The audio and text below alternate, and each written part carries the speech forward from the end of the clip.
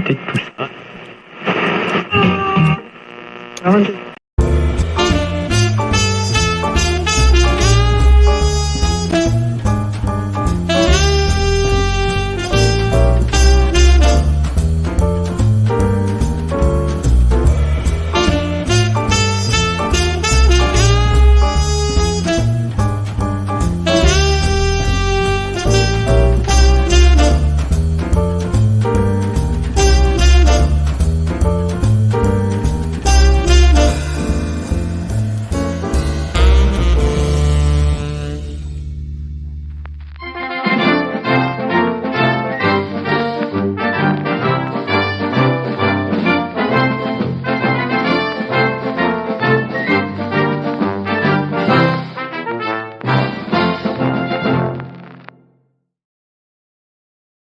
Nerds!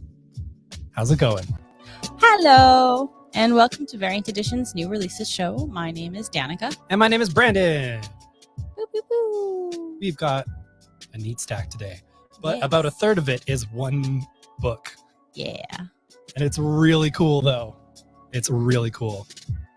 I'll be showing off the one that I will be buying so that no one has to worry about it being all sullied with all of my gross hands. All of them. All of your hands. Yeah. Because those hands definitely don't touch all of your other comics. Nope. Never. They come into the store and are only touched by angels. I don't know. We used to have a dude who would come in at Wizards all the time and like go through copies on the shelf with gloves. He was told not to wear the gloves anymore when he was looking at a particularly higher grade older book. And they were like these cloth gloves, and it snagged on a bit of a cover and went, Oh my god. uh-huh. So it was something that was actually worth a Yeah. lot. Did you make him buy it? That wasn't when I was working there. Oh, okay. It was Kyle, Mm-hmm. and he was very chill about it. Yeah, I definitely believe you there. Yeah, Kyle would have laid down the law. he would have, and he did. Good. And he never came in wearing gloves again, but he would still check all the comics. The thing that annoys me is people looking for the quote unquote best copy, looking on the shelf, on the rack, and bending all of the issues as they try to find the good copy. Yeah. Making every single one of those basically unsellable There to was everyone else. one dude who was doing it deliberately. He doesn't come to the store anymore. Yeah, no, I tell people, like, I know they're not always doing it deliberately, Yeah. but I tell people and they're like, oh no, like some of them have no idea. And I'm like, dude, It's be aware of your surroundings. It's so weird because they're like so particular about the things, and you're just like, so very simple. And I was like 8 when I was at a Mac store, and the dude who ran the Mac store said like, dude, when you're looking at the comics at the Mac store, they had a little rack. Yeah. You lift them like this. Yeah. You don't pull them this way. You lift them like this. I would honestly rather them take the whole shebang out, take the whole pile out, hold it in your arms so you have support. Yeah. And flip through it like this. Yep. You don't bend the spine. You don't ruin it for literally everybody else who's trying to buy it after you. And you don't get on my bad side, but you don't want to be. Good times. I'm just saying, I'm okay with being the bad guy in the store. It's fine. Because I can lay down the law. And she does. I do. Mm-hmm.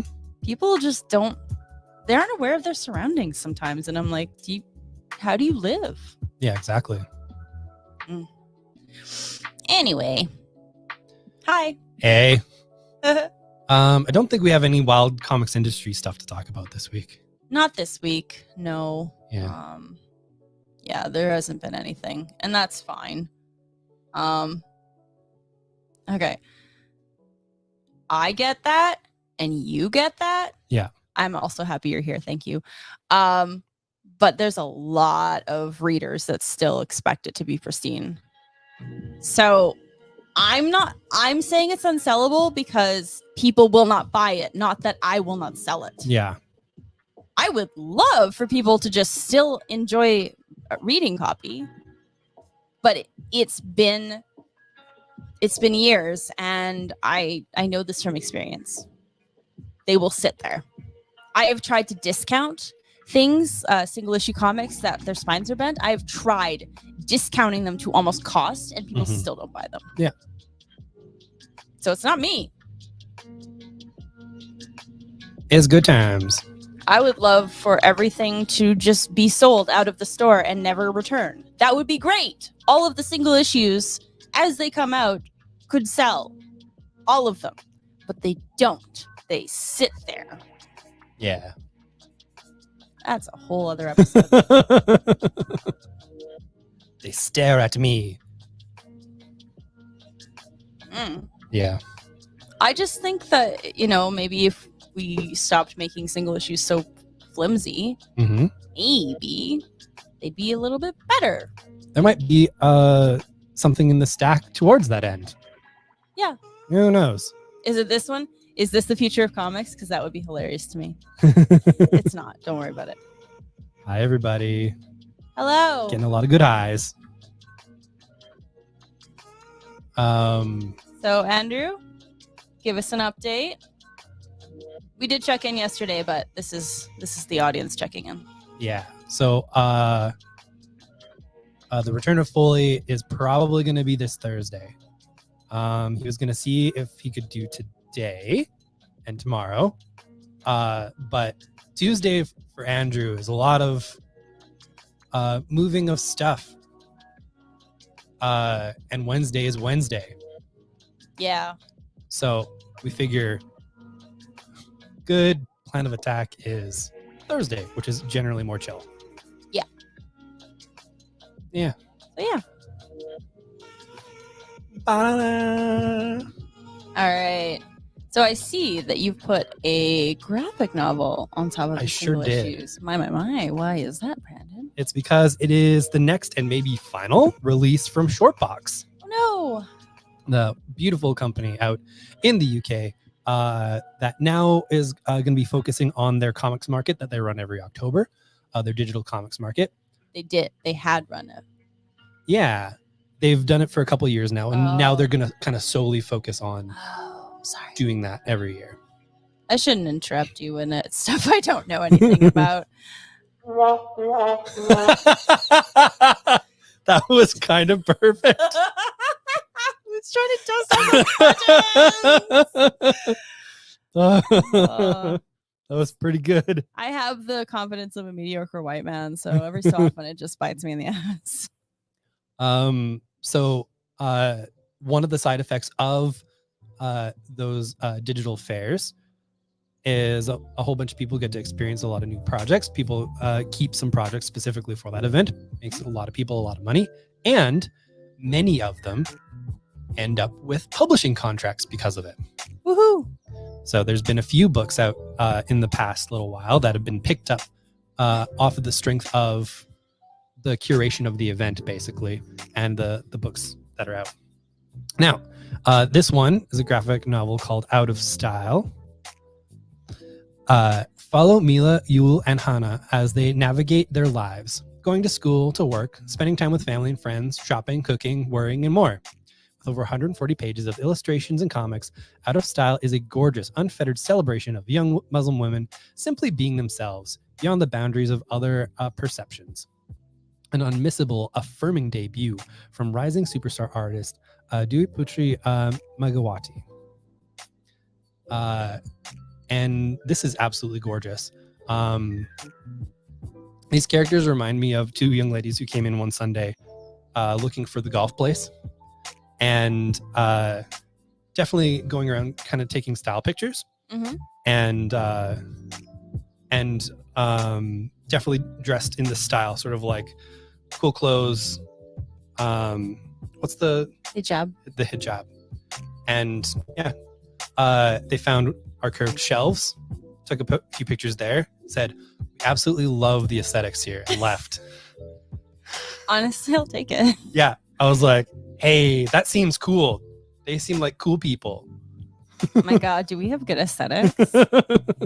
That was an accident. We're not cool at all. Yeah, I think a bit of it was at least the cool shelves. I'll take it. Get some cool pictures there. Yeah, I love it. All right, going into single issues. No? I was just looking at Andrew's comment. I took Dare for a walk and it wiped me out, and I just was like, one of our customers. No, the dog that he has. He has a dog. No, my brain shorted out for a moment and was like, that's weird. Wait, no. All right. We have got the first issue of Holy Roller. All right, it's the latest Rick Remender.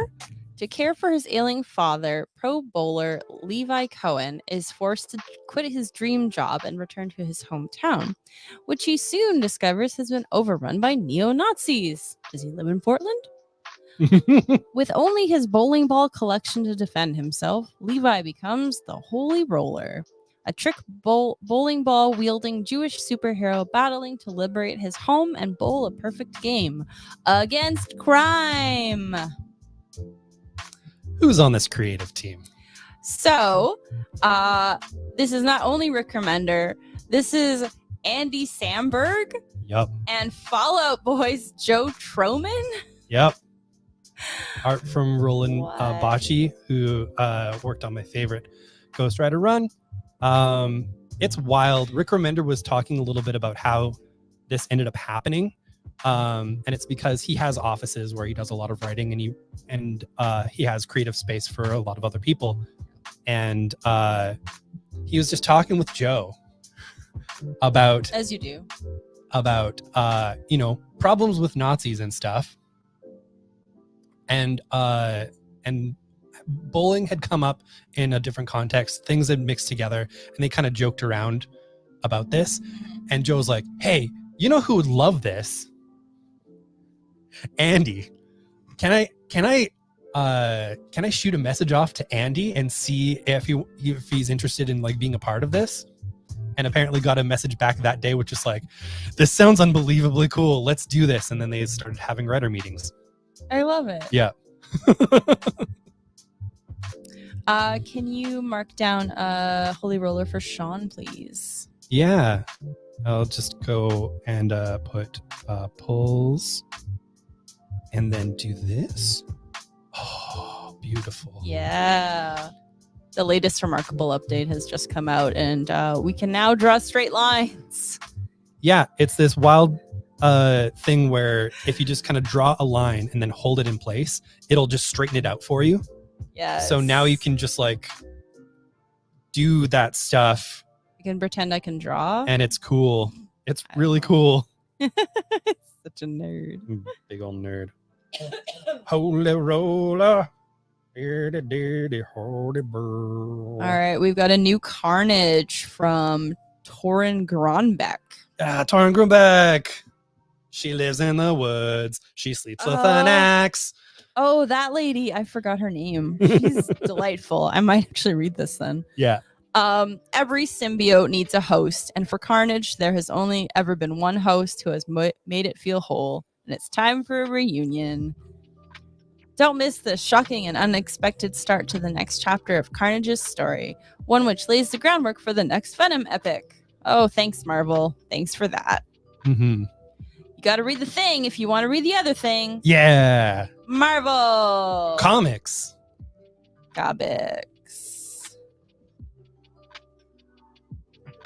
Yep, it's one of those things. Aww.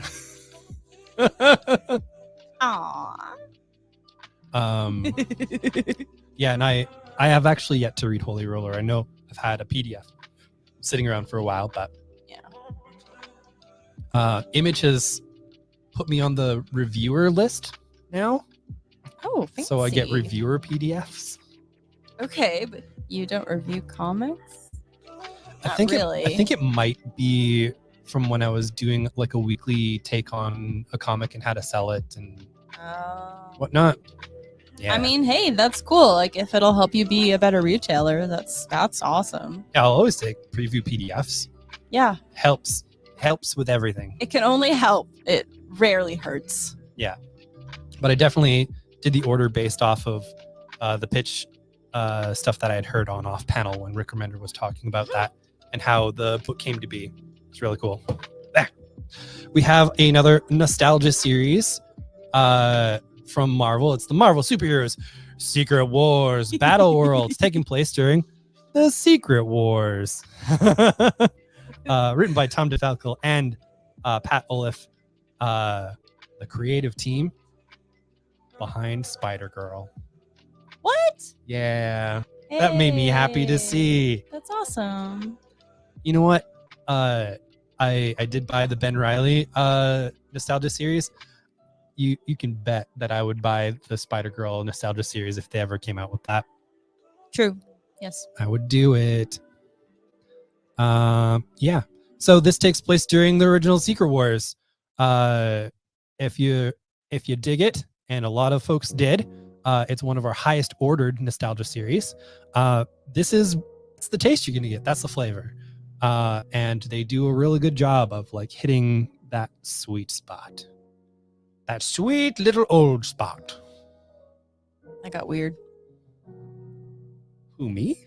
Yeah. No. You're weird. No. Yes. Next up, we have Mortal Terror from Christopher Golden. A vampire flipped Dracula in which mortality means life and life means death. Oh. Vampires Jonathan Harker, Lucy Westenra, and Mina Murray live in underground London, trying to keep the undead city safe from the rumored mortals above who seek to give them life, only to kill them. But when the authorities refuse to believe mortals, let alone the mysterious Count Dracula, they're missing the word that. Mortals are anything more than myth. I would have put it that. They are on their own to keep their city eternally dead. All right. I think I got the next one coming up here. Okay. Boop. We have the first issue of Lunar Lodge from Tyler Marcesa and Mirko Kolak. Mary Jane Easy, especially when your spouse is hiding a monstrous secret. Just ask Rob Moreland, who knows things aren't exactly great lately with his wife Fiona, but is hoping to fix that until the Lunar Lodge calls to confirm her stay. Rob decides to shadow his wife to the hotel, but when what he finds reveals even more horror than he thought. Rob will soon discover there's more to the Lunar Lodge and to his wife than meets the eye. She's a transformer, Yes. I'm assuming. Anyways, it started with Mary Jane Easy, and I just went with it. If the men find out we can shapeshift, they'll tell the church. Maybe that's what this is. Wait, don't you have it on here? I thought it did at one point. It might be further. God. No. That's sad. Oh, it might be one of these mystery sounds. Oh. When I was a boy and played Nope. with the gang, we did a lot. No. Seems like you're thinking of Nope, that's Australian Moon Knight. darkness. If the men find out we can shapeshift, they're going to tell the church. Yeah, makeup tutorials. One of my favorites. Anyway, that's what that reminded me of. I'll try and shift that one to the front and give it a name. That would be amazing, yes. Yeah. You can talk about Daredevil. Why is that? We've got Daredevil Black Armor from D.G. Chichester. He is a classic Daredevil writer from the Black Armor era. We're talking late 90s, pre-Marvel Knights revamp. where he is a dark boy with an even darker costume. Yeah. He's Daredevil. After Matt's red suit is destroyed in battle, Matt donned an armored costume to better protect him in his quest to protect Hex Kitchen.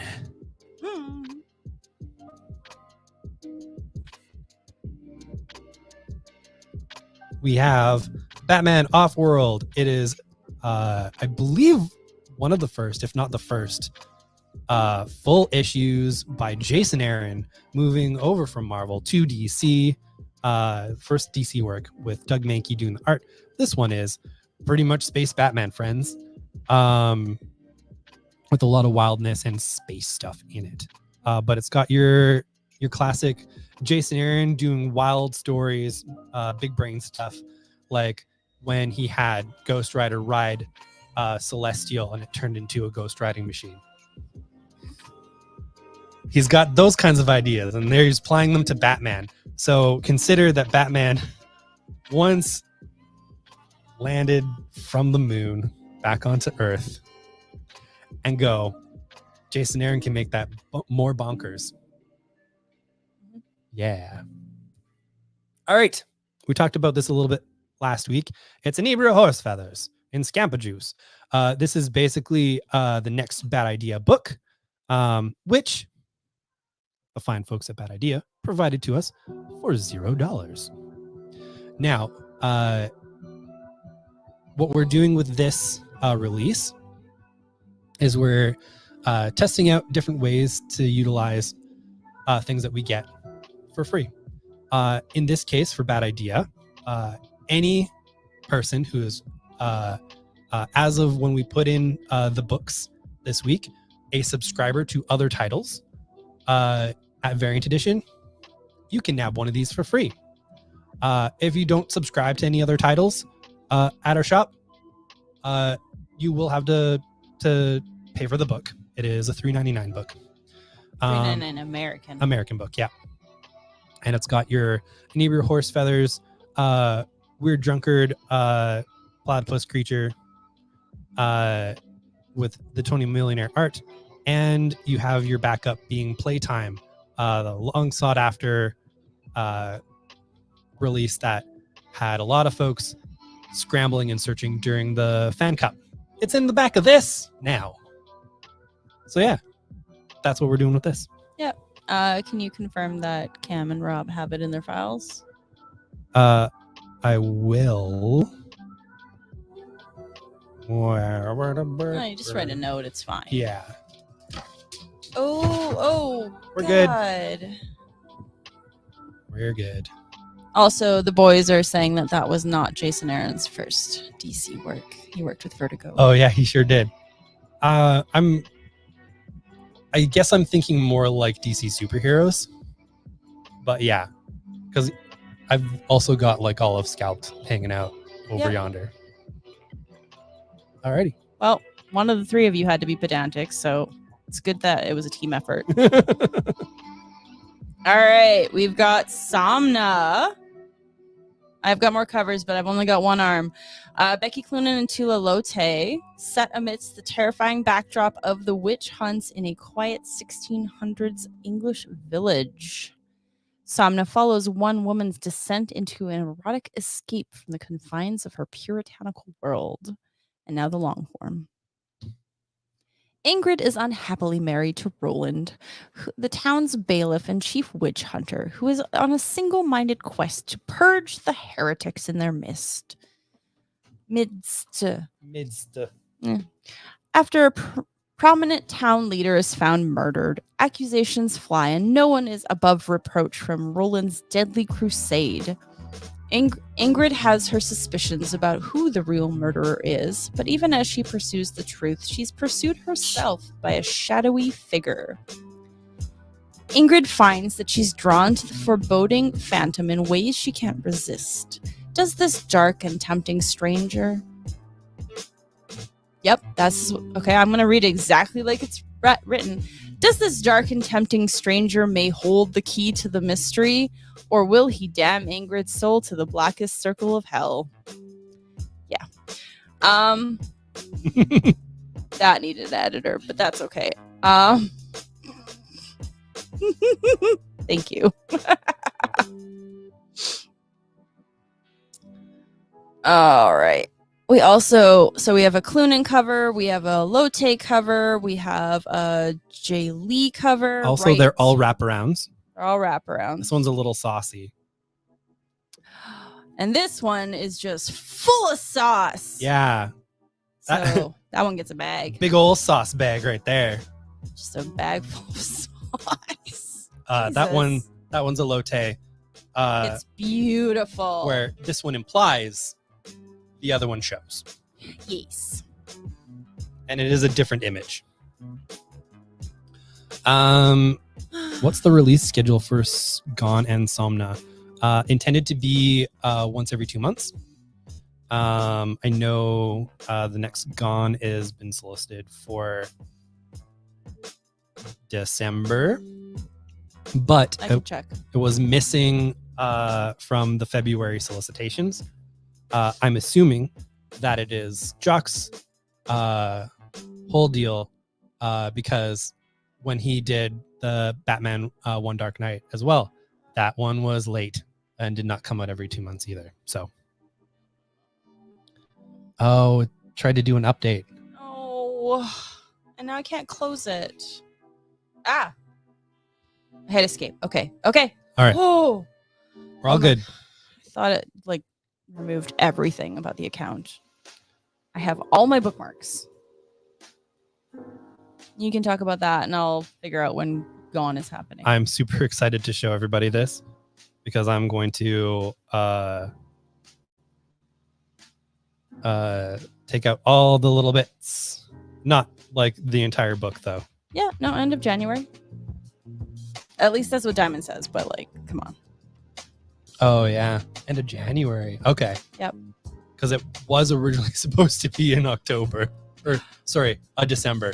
Oh no. So that's probably why it's been pushed. Yeah. But issue 2 of Somna has been solicited for January as well. Same day, actually same week. Yeah. So, we'll see. All right. So here, and if you search for Gratuitous Ninja on our website, it pops up. This box, I'll read the description here. A stealth epic that flows from the stoops to the subways, reinventing both the Ninja Tale and the graphic novel. 636 accordion-folded pages flip kick through a sprawling saga of reimagined New York City, where ninjas run the underground and anarchist pirates run the streets. The fabled Namba clan went into hiding decades ago, living peacefully under the radar as community-minded hippies in Gowanus. But when they take some new blood under their wing, 4 young trainees take to the streets to solve Brooklyn's problems with ninja science. What good is being a ninja if you can't protect your own hood? This unique box set contains 400 consecutive feet of comics and ephemera bubbling with pugilist, praxis, Shambara dialects, pirate verses, ninja warfare, and the whole secret history of New York City, including a wall-sized subway map detailing the secret routes and ghost trains of the Gretnin clans, a set of trading cards, a ninja union badge, and more. Gratuitous Ninja isn't a linear story. It's an elaborate world to journey through and try to get lost in. Gratuitous Ninjas. That's all you'll find in the shadows of a New York City that's rotten with shinobi. This is from Jeremy Whitley, or sorry, not Jeremy, Ronald Wimberly. Very different. Very different people. Ronald Wimberly, who did Prince of Cats and 2 issues of Charles Soule's She-Hulk run, amongst a lot of other things. His work is absolutely outstanding. And they are not kidding when they say that there is a 636-page deal in here. Just you wait.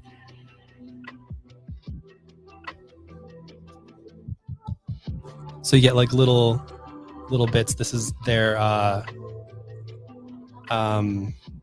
table of contents. There's a map that we're not going to unfold because it is a wall map.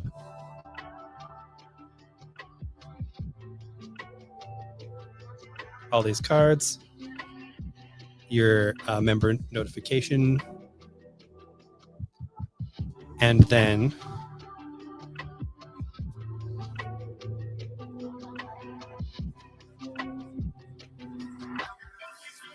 the comic, which is 400 feet long and double-sided. So it's essentially your phone scroll of a comic, Yep. but just like this. And I love every bit of this. So you basically read down one side and up the other, I think. Yeah. And you probably want to keep it in the box while you're reading it. You Yeah. put like a bookmark in the fold or something. Yeah. Like it's an intense experience. And like the box is all designed on the inside too. Oh yeah. So that's really cool. Do you And- want to flip it over and take it out? Let's see. Okay. Oh wow. Oh, that's cool. So yeah. Nice interiors. It's really cool. That's true. It's like a scarf. And then yeah, just Look at my sleeve. reams upon reams of comic. So that's pretty freaking cool.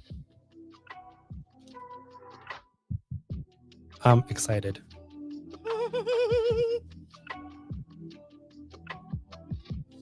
Do. I gotta put these back in pieces. All right. Yes. To Tux, I can answer. It did. So your human Tyson will be very happy this week, That's good. and therefore you will be happy because you are a cat. Do you want me to move on? Yeah. Okay. All right. So this arrived today. This is called Ink Girls. Every secret is a story waiting to happen. The most important lessons that Cynthia has learned as a printer's apprentice are nothing stays secret for long, and nothing is more important than telling the truth. But uncovering secrets and telling the truth can be dangerous. Not everyone likes it, especially not those in power. When her mentor is imprisoned for publishing accusations against the ruling family, Cynthia will do anything to prove that Mestra Arone only told the truth. She never expects to find an ally in Elena, the young and often misunderstood heir to the throne. Together, the girls follow a trail of clues through their golden city, learning more about their home and each other than they ever could have imagined. And maybe, just maybe, they will change the course of history. So this sounds phenomenal. Yeah. Ages 8 to 12. Looking forward to it. We're getting a whole lot of great new books and whatnot. And boy, when we take all of these to those school book fairs, it is an absolute joy. Yeah.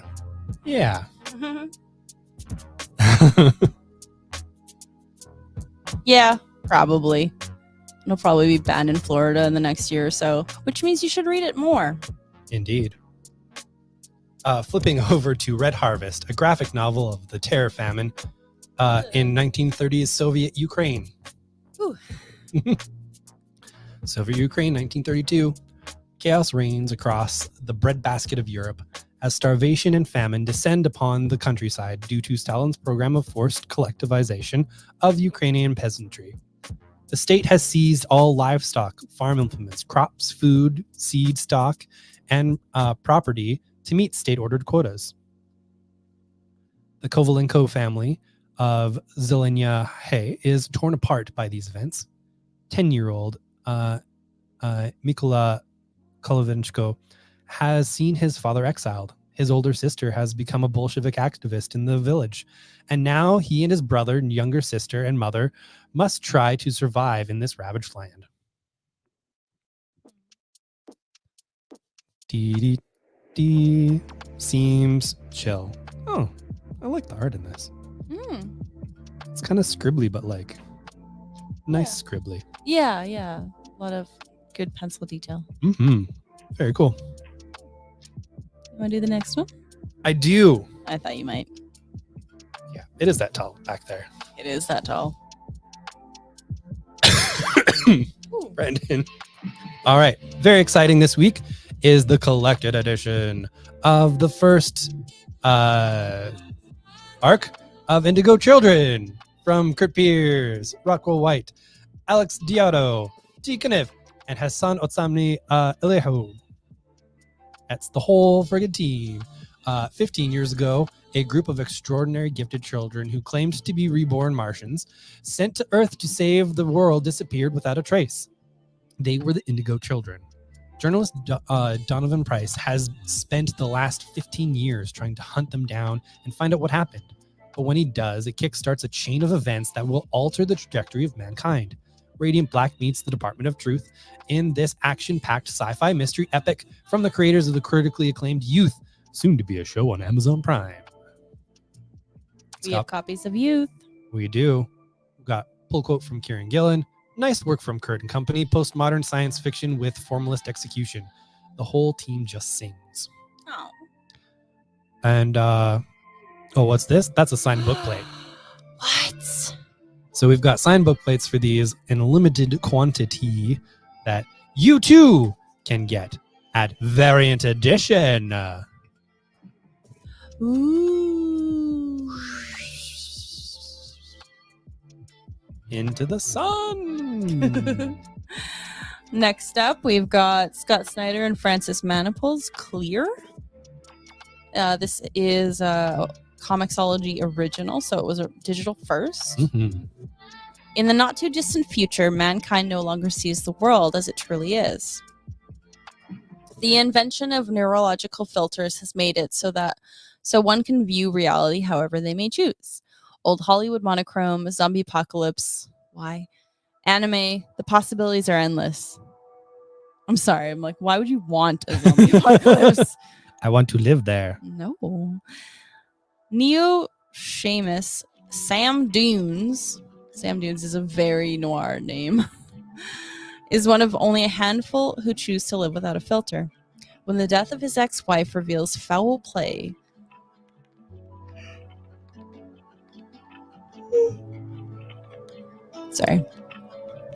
Dunes is set on a wild and twisting mystery that will take him from the city's deadly underworld to the even deadlier heights of wealth and power. So this, this was the whole thing, right? Yeah. Yeah. Clerks issues 1 to 3, who were all oversized. So you've got nice meaty trade. In print, they did. They basically doubled up the issues as they appeared online.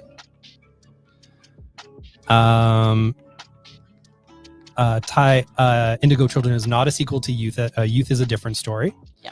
And it's just by the same creative team. And Youth is will have 3 volumes very soon here. But that one's,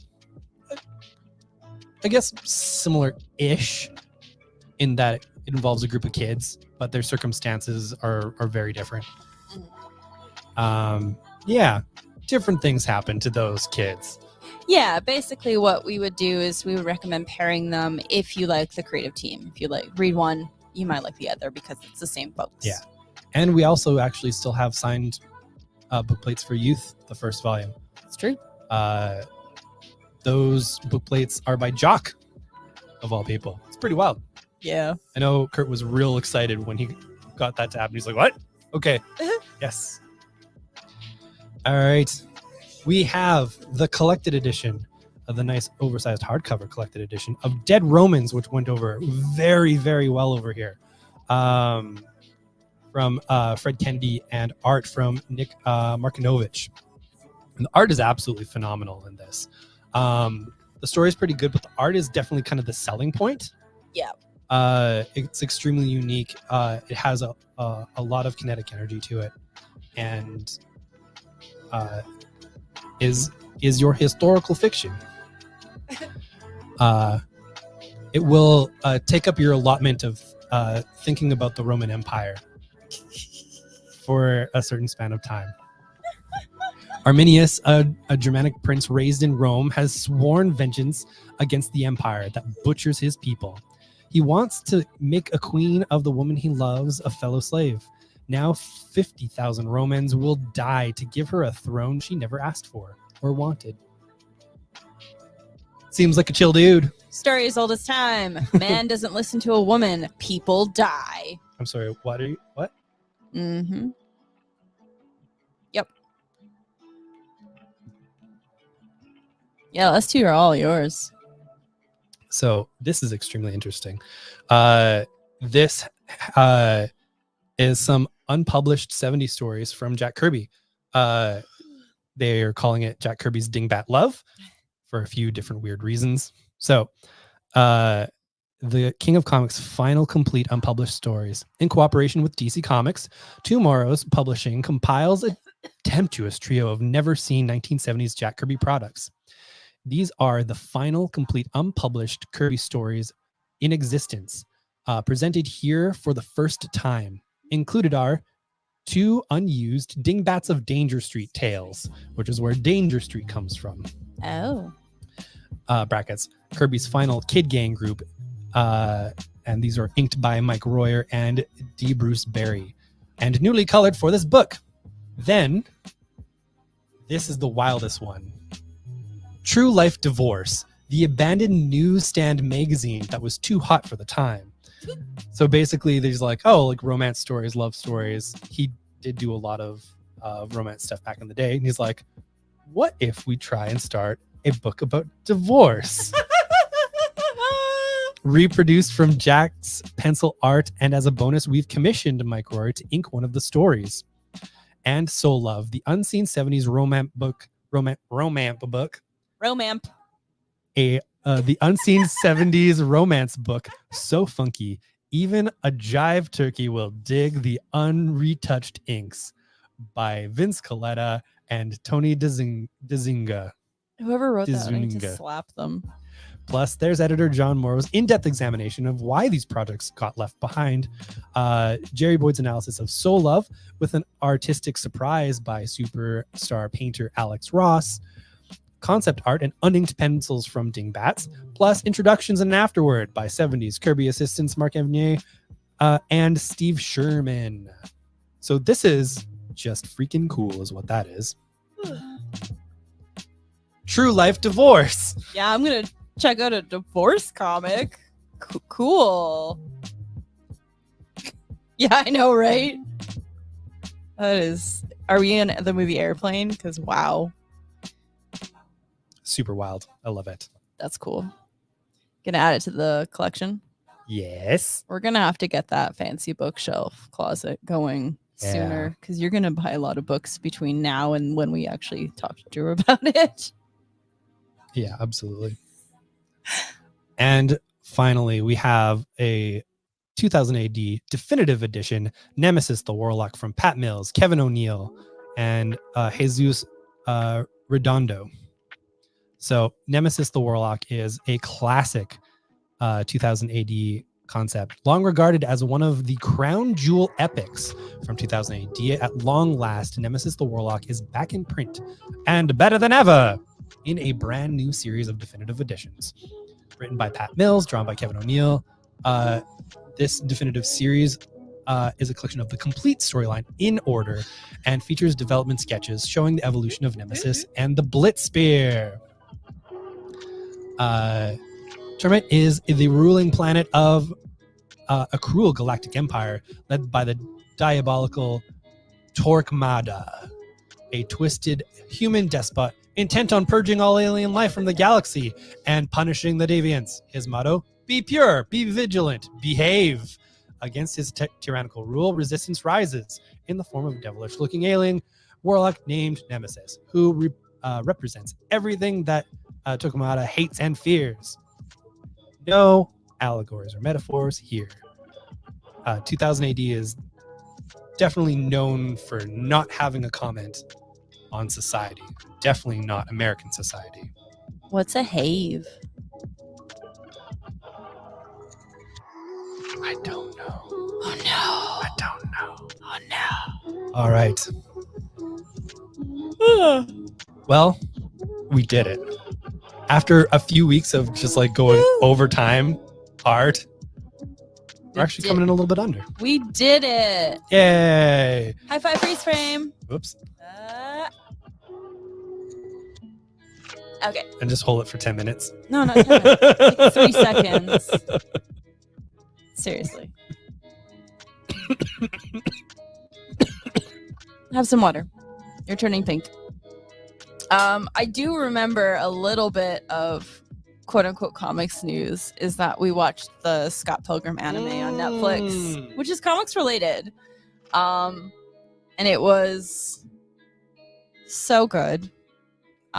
Just delightful. It gave us the warm fuzzies. It is extremely brave. Yeah. I love what they did. And it has to be experienced. I can't tell you what happens, but man, did they do such a good job of that show. Yep. Yeah, and the whole cast is back, so it's worth it if for nothing else than just to hear a group of people so gleeful to be part of a similar project that they did like 15 years ago or whatever. You told me about the group text. I did, yeah. They had a group email apparently since like 2010. And basically they was it O'Malley or was it Wright? I can't remember. I think you're telling me Edgar Wright had said. Yeah, it was Wright. Basically like, hey guys, we're thinking of doing an anime. Do y'all want to be part of it? And like everybody was just like, yes, constant yes. And they apparently got back to him, like the whole cast within like 3 hours. Like everyone was just like, yes, we're on board. Whatever you need, do it. So it was great. Ty, we're not putting that up. Yes. Just for minor spoilers, but it's so good, right? So good. Yeah. Yeah, prepare to be surprised and delighted. Mm-hmm. Yeah. Yeah, that was our comics news, really. It's personal comics news. Exactly. It's it's rare that we burn through a whole series in a weekend. It helps that it is like half-hour chunks. Yeah, exactly. But boy, was that a fun time. Cool. So now it's the part of the show where we take this magic mirror. Ooh. And we say hello and thank you for joining us. Mm-hmm. And through this magic mirror, completely our idea, we can see all of you out there, and we say thank you for being here, and hope that you know that we are here for you too. All right, looking out, I'm seeing Sean. Hello, Sean. I'm seeing the one and only Foley, and you can too. Ish. Wow, that was really awkward. Yeah, because we're just like on Thursday, 11 to 6:30, Friday, 11 to 7, Saturday, 11 to 5, if he's in full health. If not. Yeah. But this week, and then next week, he should be back to regular hours. He should be there on Wednesday. Y'all can see him, say hey. Yeah. The whole ass store is open on Wednesday, Thursday, Friday from 11 to 7, and Saturday, Sunday from 11 till 5 as well. Yep. Where you might, during some of those times, catch a glimpse of the office goblin.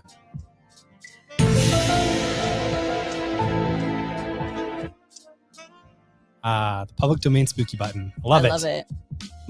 I'm spooky. I see Ben. Hello, Ben. I see Bryce. Hi. Da-da-do. I see Tyson. Hi. Hi, Tax.